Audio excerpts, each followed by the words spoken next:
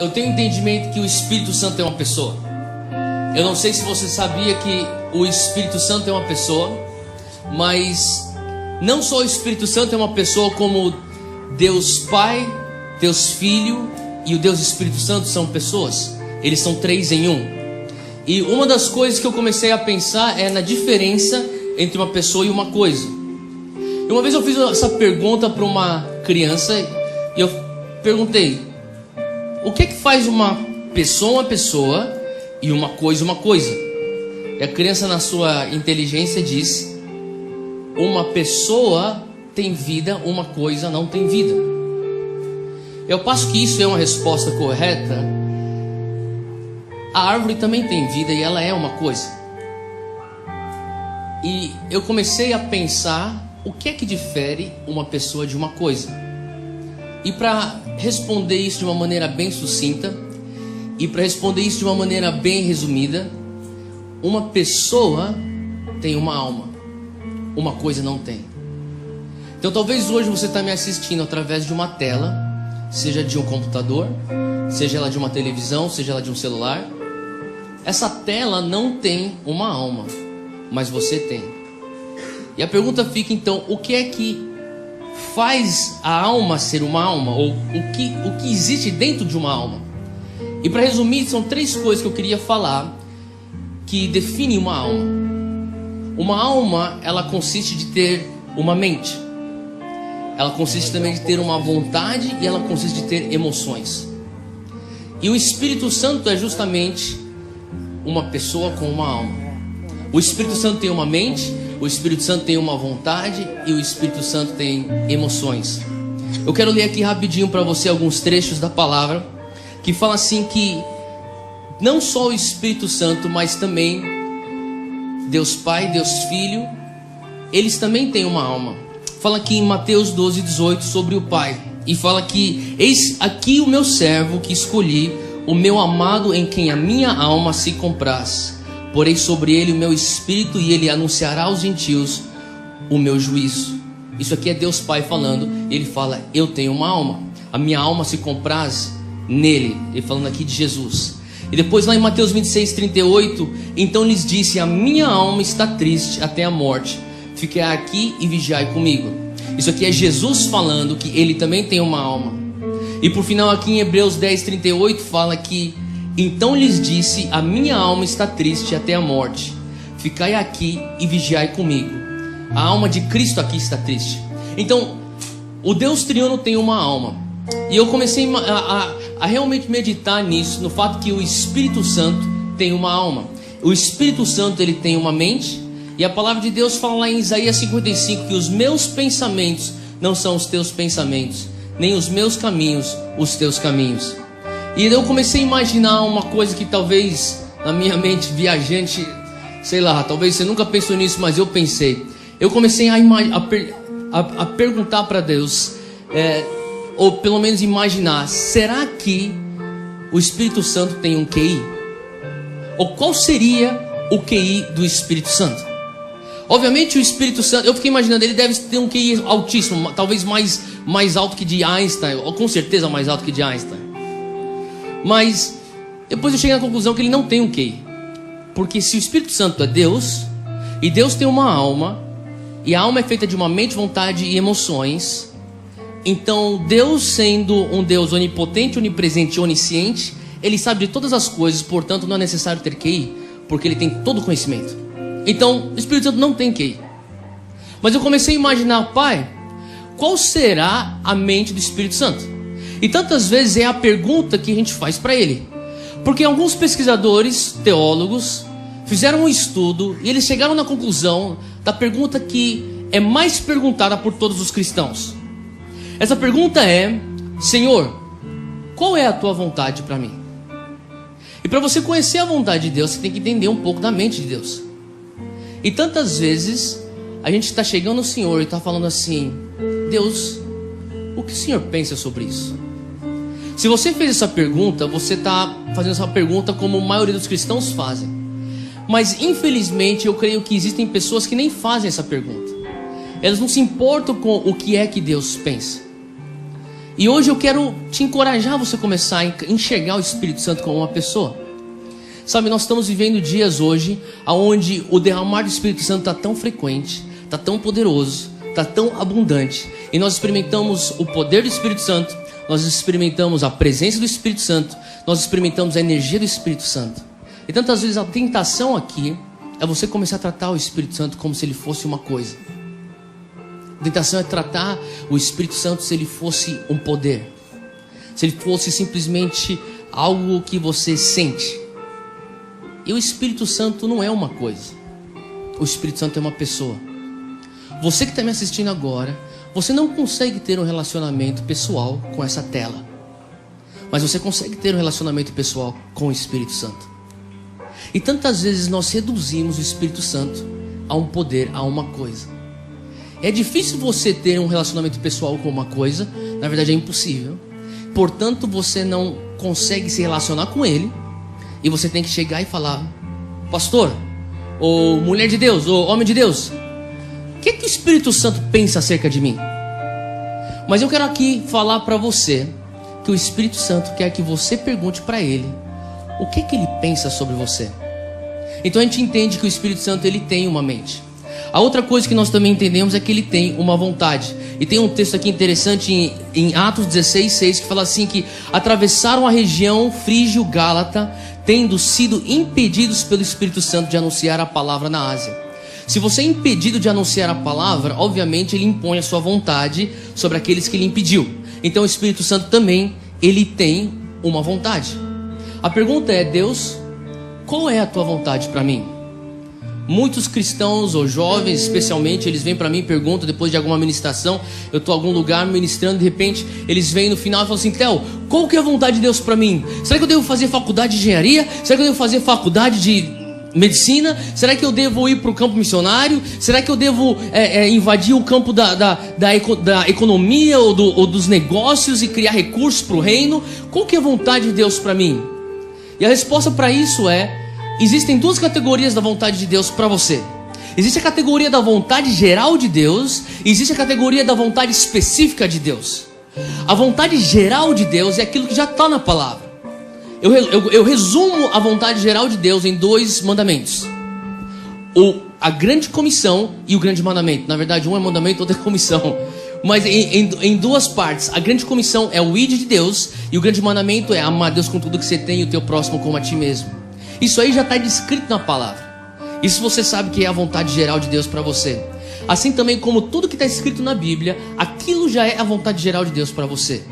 Agora, a vontade específica de Deus para você, a palavra não vai necessariamente te mostrar.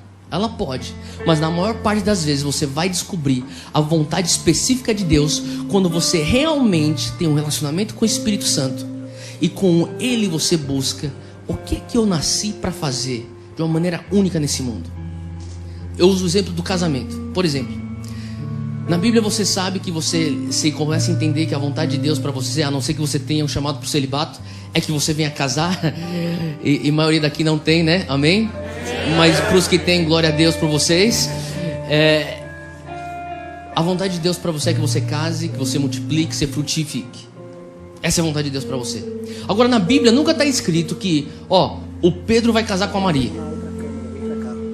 Agora, você que é Pedro, quem sabe eu estou falando para você que é Pedro.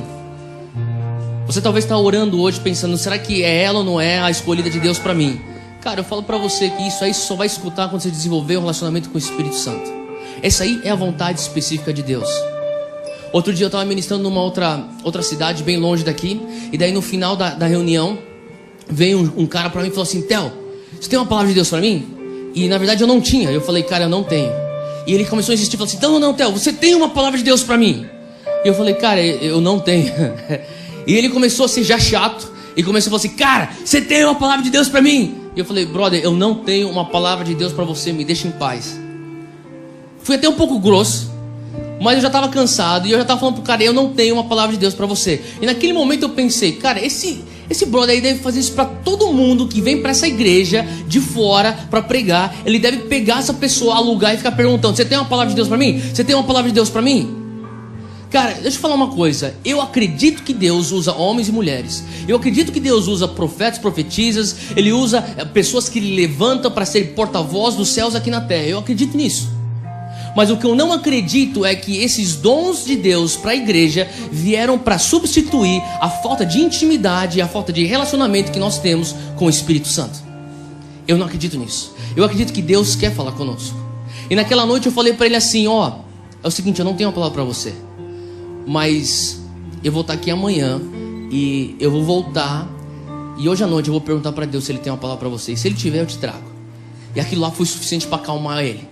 Ele falou assim, tá, então amanhã eu vou te procurar e eu quero saber se você tem uma palavra de Deus para mim. Eu falei assim, tá bom, beleza. Eu voltei para onde eu estava hospedado e eu orei. E não é que Deus tinha uma palavra pro cara? Deus falou para mim que Ele tinha uma palavra para aquele cara. E a palavra de Deus para ele era, Theo, eu quero falar com aquele cara pessoalmente.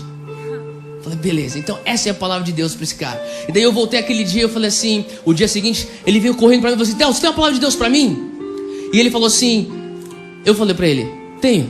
E daí o cara já pegou já o telefone dele, já botou já no gravador, já tá pronto, já botou a posição lá para receber lá o chaba do Espírito Santo. Eu falei, ó, o Espírito Santo tá falando para você. Ele, amém, amém, amém. Que Ele quer falar com você pessoalmente. Ele abriu os olhos, ele olhou para mim. Eu falei, Ele quer falar com você. E sabe, às vezes eu creio que nos momentos de silêncio, onde o Senhor talvez não use pessoas para falar com você, talvez é um convite que Ele fala no silêncio, vem perto de mim para conhecer a minha vontade para você. E hoje o Espírito Santo é uma pessoa e Ele te convida, se achega a mim. E a terceira coisa que faz uma alma, além da mente e da vontade, são as emoções. E o Espírito Santo tem emoções. Olha lá comigo aqui, se você está com a tua Bíblia, abre aí comigo em Gálatas 5:22. É um texto muito conhecido, fala sobre o fruto do Espírito, que é amor, alegria, paz, paciência, amabilidade, bondade, fidelidade, mansidão e autocontrole. Esses frutos são emoções ou eles descrevem emoções? E daí tem, numa outra epístola de Paulo, Efésios 4:30, uma outra característica de emoção do Espírito Santo. Fala assim, e não entristeçais o Espírito Santo de Deus, no qual fostes selados para o dia da redenção. No texto de Gálatas 5:22 fala sobre alegria. No texto de Efésios 4:30 fala sobre tristeza. São emoções que o Espírito Santo sente. Você pode trazer alegria para o Espírito Santo e você pode levar a tristeza ao Espírito Santo. Ele é uma pessoa. Ele tem uma mente e ele pensa pensamentos acerca de você. Ele tem uma vontade e ele tem uma vontade específica para você. E também ele tem emoções e ele sente coisas sobre você e as suas ações causam emoções nele. E se você for analisar lá em Êxodo, ou melhor, em Efésios 4, tem um texto aqui que eu acabei de ler de Efésios 4:30, mas eu quero ler um pouco o contexto lá do 25. E Paulo está falando assim sobre as coisas que causam tristeza no coração do Espírito Santo. Ele fala assim, portanto, cada um de vocês deve abandonar a mentira. A mentira causa tristeza no coração do Espírito Santo. Você deve falar a verdade ao seu próximo, pois todos somos membros de um mesmo corpo. Quando vocês ficarem irados, não pequem. Não pequem, apaziguem a sua ira antes que o sol se ponha, e não deem lugar ao diabo. Versículo 28. O que furtava não furte mais. Furtar, roubar, entristece o Espírito Santo. Antes trabalhe, o trabalho alega o Espírito Santo, fazendo algo de útil com as suas mãos, para que você tenha o que repartir com quem estiver em necessidade. A falta de generosidade entristece o Espírito Santo. A falta de repartir para quem tem necessidade entristece o Espírito Santo. E ele continua aqui no versículo 29. Nenhuma palavra torpe saia da boca de vocês, mas apenas a que for útil para edificar os outros. A palavra torpe entristece o Espírito Santo. Versículo 30. Não entristeçam o Espírito Santo de Deus, com o qual vocês foram selados para o dia da redenção. 31. Livrem-se de toda amargura. Isso entristece o Espírito Santo. Indignação, ira, gritaria e calúnia. Tudo isso entristece o Espírito Santo. bem como toda maldade. Sabe, nesse texto aqui de Efésios 4:30, se você for analisar lá no original, a palavra entristecer tem a raiz de luto. Eu comecei a meditar um pouco sobre o fato que muitas vezes o Espírito Santo ele fica com um sentimento de luto conosco. O que é que entristece o Espírito Santo? A resposta é bem simples. Pecado entristece o Espírito Santo. Mas por que o pecado entristece o Espírito Santo? O pecado entristece o Espírito Santo porque o Espírito Santo, que é uma pessoa, ama pessoas. O Espírito Santo, que é uma pessoa, ama pessoas como eu e como você. E o pecado machuca pessoas. Quando você olha um acidente de carro, a coisa que talvez traga tristeza para o teu coração não é necessariamente porque houve um acidente de carro e 2 carros colidiram, mas é o fato que possivelmente alguém morreu ou possivelmente alguém se machucou. E da mesma maneira, quando o Espírito Santo olha o pecado, ele fala assim: alguém se machucou, pessoas foram feridas aqui, e isso entristece meu coração. A palavra de Deus fala que não entristeceis o Espírito Santo, com o qual nós somos selados para o dia da redenção. Nós, eu e você, uma vez que você nasceu de novo, nós já estamos selados para a salvação. Quer dizer então que quando você peca, você perde a salvação e você vai para o inferno? Não. Nós já estamos selados para a salvação. Mas a tristeza ou o luto que causa dentro do coração do Espírito Santo é porque o pecado, ele traz uma quebra, não de salvação, mas uma quebra da comunhão.